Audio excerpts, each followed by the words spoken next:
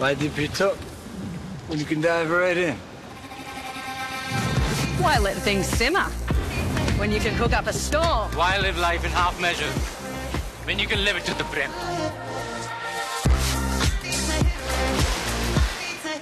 रत्नागिरी जिल्ह्यातील 5ही विधानसभा मतदारसंघातील मतमोजणीला अवघ्या काही तासांमध्ये या ठिकाणी सुरुवात होते आहे आणि याच अनुषंगाने बोलण्यासाठी आपल्यासोबत आहेत शिवसेनेचे नेते आणि उद्धव ठाकरे गटाचे आमदार राजन साळवी साहेब. जय महाराष्ट्र साहेब, मतमोजणी अवघ्या काही तासांवरती या ठिकाणी सुरू होईल. काय सांगाल, राजापूर विधानसभा मतदारसंघातील चित्र काय असेल? विधानसभा निवडणुकीची घोषणा झाली, त्यानंतर 20 नोव्हेंबरला निवडणुकीचं मतदान पार पडलं आणि आज 23 नोव्हेंबर रोजी काही तासामध्येच मतमोजणी चालू होईल. नक्की मला विश्वास आहे की हा मतदारसंघ वर्षानुवर्षे शिवसेनेच्या ताब्यामध्ये असलेला मतदारसंघ आहे. या मतदारसंघामध्ये आत्तापर्यंत मी तिसऱ्यांदा निवडून आलेला आहे आणि या मतदारसंघामध्ये मी चौकार मारून बाजी मारणारच, हा आम्हाला विश्वास आहे. बरोबर आहे. प्रतिस्पर्धी या ठिकाणी ज्या ठिकाणची लढत शिवसेना विरुद्ध शिवसेना अशीच होती. किरण सामंत या ठिकाणी शिवसेनेकडनं म्हणजे शिंदे गटाकडनं या ठिकाणी उमेदवार होते. काय सांगाल? ही निवडणूक प्रतिष्ठेची होती की नव्हती हे तुम्हाला निकालावरनं समजेल.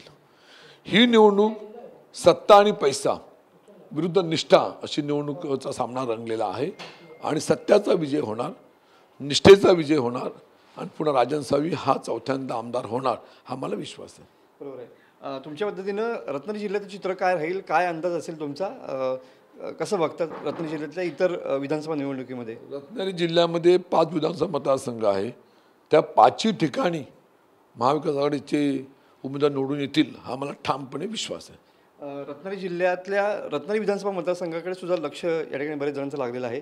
तुमचं खऱ्या अर्थानं होम पिच किंवा होम ग्राउंड म्हणून रत्नागिरी ओळखलं जातं, तिथे निकाल काय असेल? रत्नागिरी विधानसभा मतदारसंघ हा अनेक वर्षापूर्वीपासून शिवसेना भाजपाचा होता. त्यानंतरच्या काळामध्ये तो शिवसेनेचा झाला युती तुटल्यानंतर. आणि आपण पाहिलं मागचा इतिहास तर उदय सामंतसुद्धा जे निवडून आलेले राष्ट्रवादीकडून त्याच्या आधी त्यांचा मतांचा फरक बघा, शिवसेनेने आल्यानंतर त्या मतांचा फरक बघा. आणि या निवडणुकीमध्ये लोकांनी ठरवलेलं आहे की ह्या 2 सामंत बंधूंना राजापूर आणि राजापूर लांजा आणि रत्नागिरी ह्या दोन्ही ठिकाणी सामंत बंधूंना पाडायचंच हा लोकांनी मनाशी निर्णय केलेला आहे. त्या दोन्ही सामंत बंधू हा पाडणार, हा मला विश्वास आहे. साहेब, रत्नागिरी विधानसभा मतदारसंघामध्ये म्हणजे पूर्ण 5ही विधानसभा मतदारसंघामध्ये कुठले मुद्दे प्रचाराच्या निमित्ताने पुढे आले असं वाटतं तुम्हाला? महत्त्वाचं असं आहे की ज्या लोकांनी शिवसेनेशी प्रतारणा केलेली आहे, गद्दारी केलेली आहे आणि ही निवडून निष्ठावंत आणि गद्दारी ह्याच्यामध्ये ती रंगणार आहे. आणि ह्या संपूर्ण जिल्ह्याला एक शिवसेना बाळासाहेब ठाकरेंचा आशीर्वाद लाभलेला आहे. त्यामुळे ही निवडणूक भावनिक पद्धतीने लढली जाणार आहे. आणि या ठिकाणी अनेक प्रश्न आहेत, बेरोजगारीचे आहेत, महागाईचे आहेत, महिलांच्या सुरक्षिततेबद्दलचे प्रश्न आहेत. अनेक प्रश्न घेऊन आम्ही पुढे गेलेले आहोत.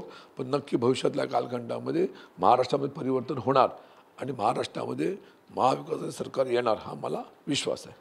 थोड्याच वेळात या ठिकाणी मतमोजणीला सुरुवात होईल. काय वाटतं, कल महाविकास आघाडी की महायुती? मी आपल्याला सांगितलं की मतमोजणी सुरू होईल. मतमोजणी जेव्हा मधल्या टप्प्यामध्ये येईल त्यावेळेला 5ही आमचे उमेदवार आघाडीवरती असतील आणि मतमोजणी संपेल त्या 5ही आमदार महाविकास निवडून येतील, ही माझी विश्वास. महाराष्ट्राचं चित्र काय असेल? महाराष्ट्रामध्ये माझ्या माहितीमध्ये 288 पैकी जवळजवळ 160-165 आमदार निवडून येतील असं मला विश्वास आहे. नक्कीच. हे होते राजापूर विधानसभा मतदारसंघातील उद्धव ठाकरे गटाचे उमेदवार राजन साळवी सर. त्यांनी विश्वास व्यक्त केलेला आहे की आपण यावेळेला नक्कीच चौकार या ठिकाणी मारणार. कॅमेरामॅन समित गजनेसह मी मनोज लेले, TV 9 मराठी, रत्नागिरी.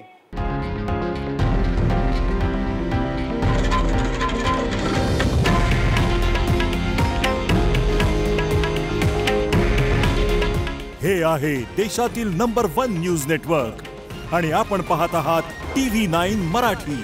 काळजी तुमची, हित महाराष्ट्राचं.